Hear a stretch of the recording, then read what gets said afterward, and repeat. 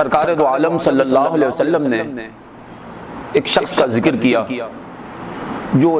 لمبے سفر پر ہے، مسافر ہے، اور پراگندہ بال ہیں اس کے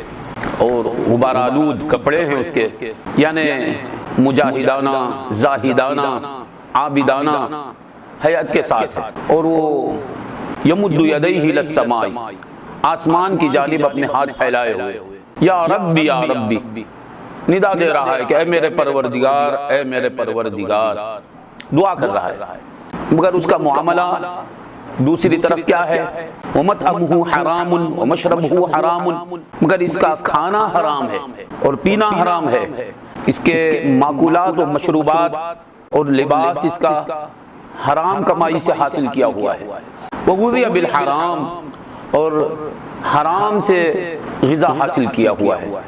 حرام سے اس کی پرورش ہوئی ہے۔ آقا فرماتے ہیں ایسے بندے کی دعا کیوں کر قبول ہوگی، ایسے بندے کی دعا کیسے قبول ہوگی؟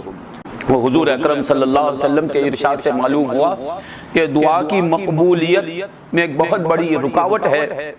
حرام کھانا، حرام پینا، حرام پہننا، یہ بڑی رکاوٹ ہے۔ تو اس سے معلوم ہوا دعا کی مقبولیت کا بہت بڑا سبب ہے رزق حلال، اکل حلال، شرب حلال، حلال کھانا، حلال پینا، حلال پہننا، حلال کمانا، حلال دولت رکھنا، یہ دعا کی مقبولیت کا بہت بڑا سبب ہے۔ اس حدیث سے معلوم ہوا حرام کھا کر، حرام پی کر، حرام پہن کر کوئی لاکھ دعا کرے، مصطفیٰ فرماتے اس کی دعا قبول نہیں ہوتی۔ تو اب دعا کو قبول کروانا ہے تو حلال لازمی ہے، رزق حلال۔ رزق حلال یہ کب حاصل ہوگا؟ پہلے آپ کو حلال کیا ہے، حرام کیا ہے معلوم ہوگا تو آپ حاصل کریں گے۔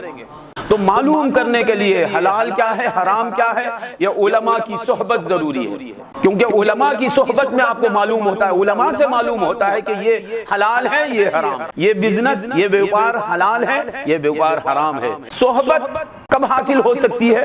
علماء کی دو چیزیں ضروری ہیں صحبت کے لیے، صدق طلب،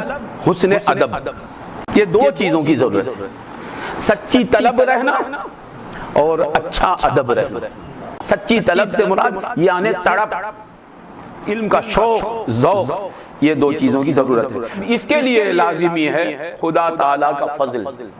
خدا کا فضل جس پر ہو جاتا ہے، خدا کے فضل کی بھیک مانگنا ہے ہمیں، خدا کا فضل جس پر ہو جاتا ہے اسے یہ دو چیزیں حاصل ہو جاتی ہیں، صدق طلب، حسن ادب، اور وہ علماء کی صحبت میں رہنے لگتا ہے، علماء کی نظر عنایت اسے حاصل ہوتی ہے، علماء سے اسے معلوم ہوتا ہے کہ یہ کام حلال ہے، یہ کام حرام ہے، یہ رزق حلال ہے، یہ رزق حرام ہے، یہ ایسا کرنا چاہیے، ایسا نہیں کرنا چاہیے، علماء سے معلوم ہوتا ہے۔ پھر بندہ ان باتوں پر عمل کرتا ہے،